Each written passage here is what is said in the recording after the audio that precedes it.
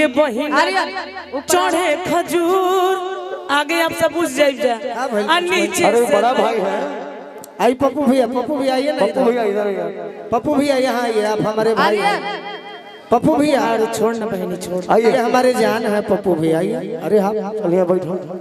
दीदी के बहिना चढ़े खजूर नीचे से लइखा दे दीदी के बहिना चढ़े खजूर नीचे से लइखा दे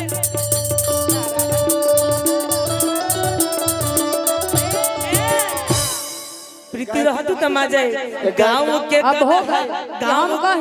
गाँव के गदहा सुना जिला जौन है क्षेत्र जौन है हम अदिति के भी डांटो तनी तोहरो के डांटो तनी 11 गाड़ी छोड़ के आ दूगो गायत्री ठाकुर के कल जाने गीत सुनावत तनी ना एगो गाड़ी देले बारी तो हम एगो दे गाड़ी दे बात के कैलसी अरे जमल बत जमल रहे ना गायत्री ठाकुर का गुस्सा होता है। बराबर करो रात भाई है होई जवाब सवाल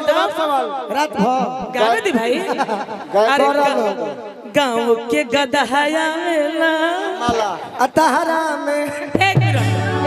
अब फिर देखो बोलो तो फिर बोलने लगा ब्याह जी हमारे के मत बोल, हमारे के मत। काहे बोलत नहीं रहो बीच में? अच्छा ना बोली तू बोलो। काहे बोलत नहीं? बोलो माइक गाँव के गदहाया मेला दर्शन कइले जावेला अतिथि के बहिना चढ़े खजूर नीचे से लइका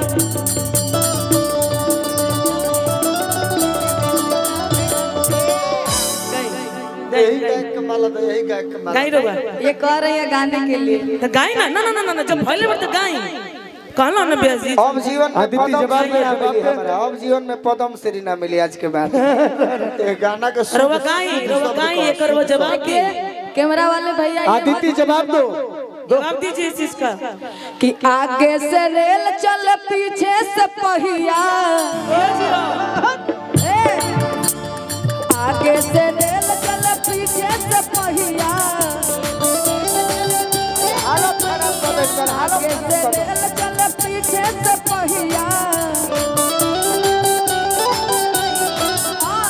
कपिया के बहिनी उड़र गेलै पहिया कपिया के बहिनी उड़र गेलै पहिया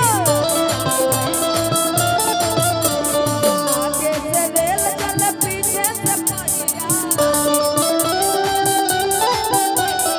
आगे से रेल चल पीछे से पहिया अरे पीछे से पहिया अरे कपिया के बहिनी उड़र गेलै पहिया कपिया के बहिनी उड़र गेलै पहिया बड़ा सुंदर बोलने हैं काव्या के बहिनी उड़र गेलै कहिया अच्छा मैंने भाग गई अच्छा ठीक बहुत सुंदर अति सुंदर कि ये मुहावा पान खालाई है मुहावा चप्पल जी अब बोले आदिति छिनरो कहवा आइलू चाटे बोतल जी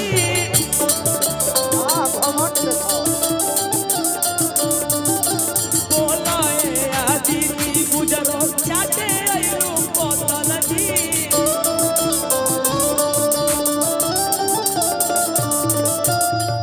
ये मुहावा पान खाला ये मुहावा चप्पल जी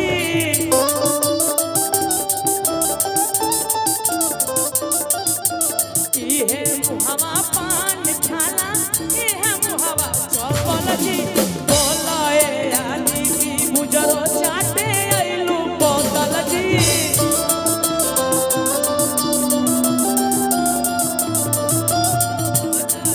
आदिति छिनरो काहे चटलू बोतल जी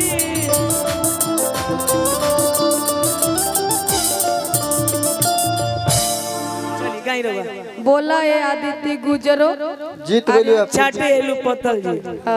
ई गाई बाकी कहे के बा हमरा का जवाब कि कबिया के दूगो बहिनी दोनों घूमे गाछी कि कबिया के दूगो बहिनी आ दोनों घूमे गाछी और का एगो हो पल्सर त एगो अपाची एगो हो पल्सर त एगो अपाची कबिया के दुगो बहिन दुनो घूमे गाछी कबिया के दुगो बहिन दुनो घूमे गाछी आर दुनो घूमे गाछी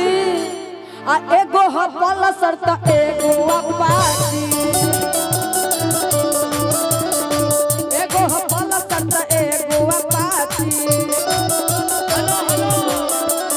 कमर के नीचे पहिन के घूमेल साड़ी रे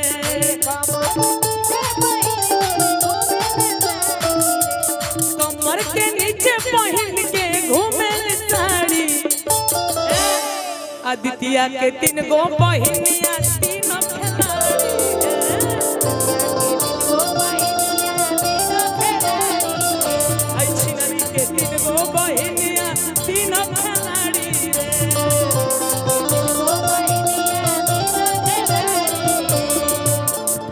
गोलू राजा जी के तरफ से बहुत सारा प्यार कबो है घूमेली शौचालय आ कबो आंगनबाड़ी है भाई पुजरी के 3 बहिनी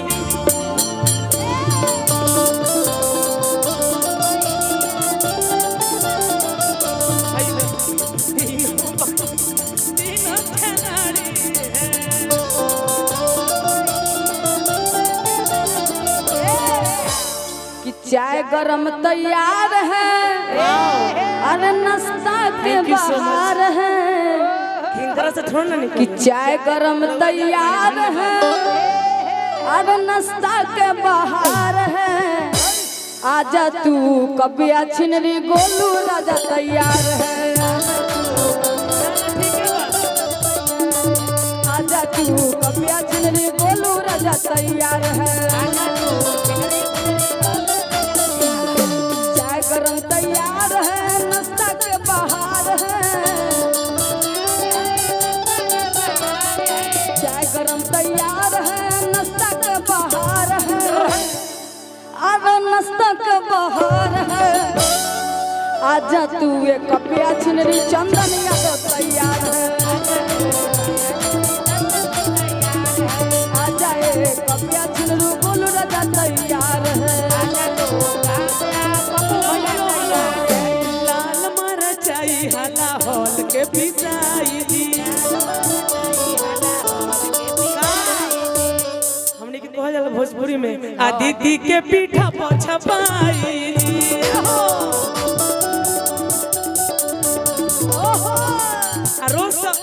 रोज तक खजुआला ए बार भाई आगावा भाई हमारा बड़ा मजा बक्सर के घाट पर धोवा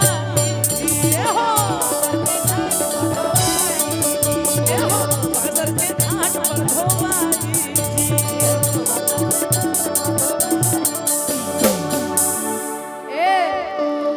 कि नाश्ता नाश्ता मत कर कबिया नाश्ता भी तैयार है कि नाश्ता नाश्ता मत कर कबिया नाश्ता भी तैयार है आ तोहर बहिनिया गोलू संगे भागेला तैयार है तोहर बहिनिया गोलू संगे भागेला तैयार है हेलो ऑर्डर बड़ी सुंदर कार्यक्रम एक काव्य एगो गायत्री ठाकुर जी का गाना हां ये हम कहे वाला नहीं है हम आदिति काव्य 1 मिनट हई गाना गाड़ी बंद कर दो बहुत अच्छा तार तैयारी बा खूब हम खुश बनी काव्य ताली बजाती सब है दोनों मनोरंजन कलाकार करते रहे हेलो ए भी के भैया लेकिन प्रिय भाई गोलू बाबू नहीं आप ऐसा मत फरमाइश करिए कि जो मुझे आता ही ना हो का है का